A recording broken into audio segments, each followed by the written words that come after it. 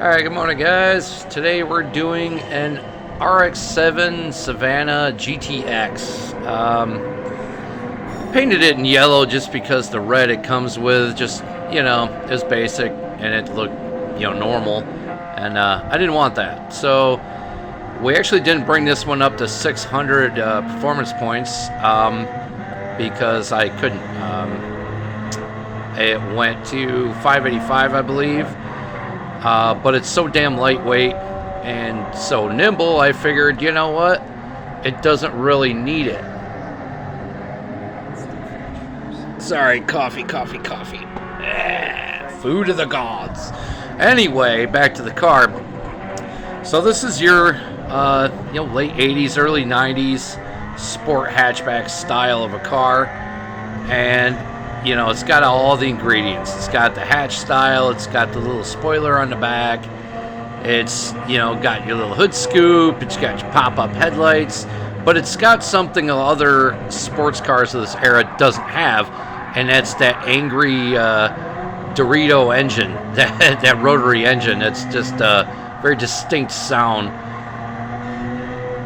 I mean, it's very, very cool car. I love these style of cars. But anyway, let's pop out of here because, well, we definitely decimated those guys due to the lightweight and everything. Yeah, that was a Viper back there. How about that? So we're going to go ahead and take a look and see what we did to this car.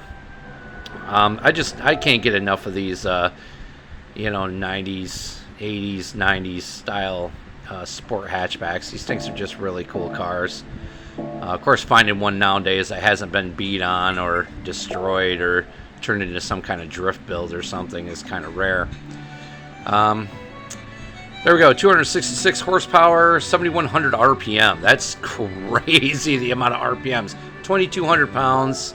So there's our spec sheet right there. 585 performance points. Like I said, 266 horsepower.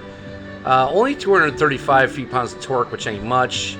Displacement, of course, is the 654 times 2 cc's, which is the 13B rx7 engine.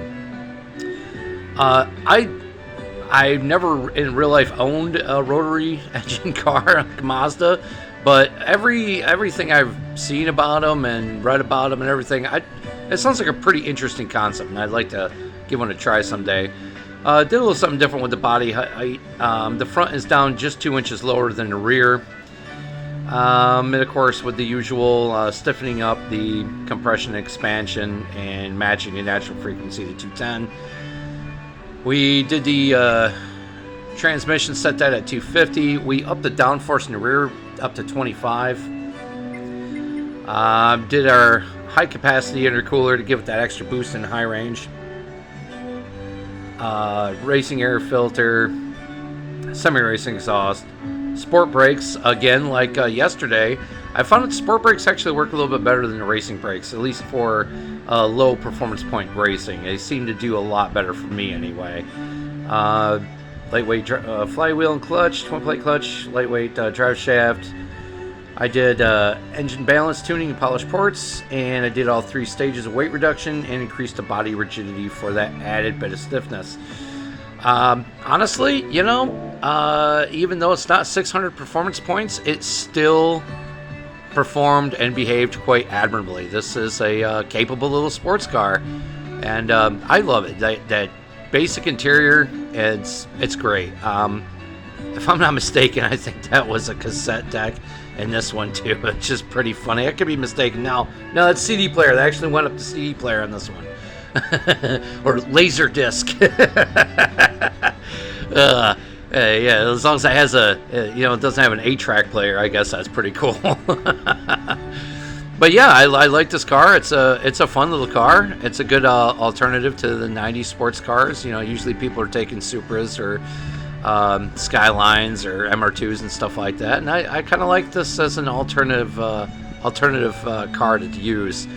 And that what it really reminds me of, what this car reminds me a lot of, is the Dodge Daytona from back in the late 80s, or the Plymouth Laser. It has that same body style.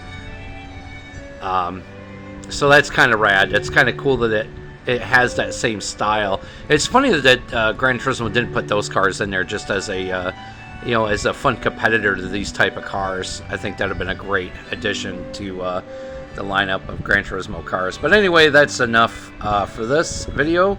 I'll see you guys on the next one where we're going to do the dreaded Alpine A110. That car is going to be tricky to get under control, but we'll give it our best shot and we'll take a video of that next. See you guys on that one. Have a good one. Thanks for watching.